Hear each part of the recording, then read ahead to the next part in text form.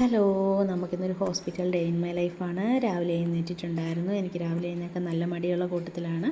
എഴുന്നേറ്റൊക്കെ ചെന്നപ്പോൾ അമ്മ റെഡിയായി തുടങ്ങിയായിരുന്നു. അങ്ങനെ ഞാൻ പോയി വാതിലൊക്കെ തുറന്ന് നോക്കി മഴയുണ്ടോ എന്ന്. പക്ഷേ മഴയൊന്നും ഇല്ലായിരുന്നു, രാവിലെ തെളിവായിരുന്നു. അതിനുശേഷം പോയി ഒരു ചായയൊക്കെ ഇട്ട് കുടിച്ചു. എന്നിട്ട് റെഡി ആവാനൊക്കെ തുടങ്ങി. അത്യാവശ്യം റെഡിയായി നമ്മൾ വീട്ടിൽ നിന്ന് ഇറങ്ങിയിട്ടുണ്ടായിരുന്നു. അങ്ങനെ നമ്മൾ സ്റ്റാൻഡിലെത്തി. കുറച്ച് നേരം നമ്മളവിടെ വെയിറ്റ് ചെയ്തിരുന്നു.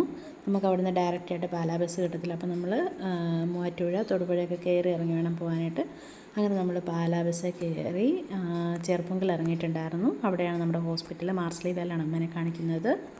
എന്നിട്ട് നമ്മൾ ചീട്ടൊക്കെ എടുത്തു. അവിടുന്ന് നമ്മൾ ക്യാൻറ്റീനിൽ പോയി ഒരു ബ്രേക്ക്ഫാസ്റ്റൊക്കെ കഴിച്ചു.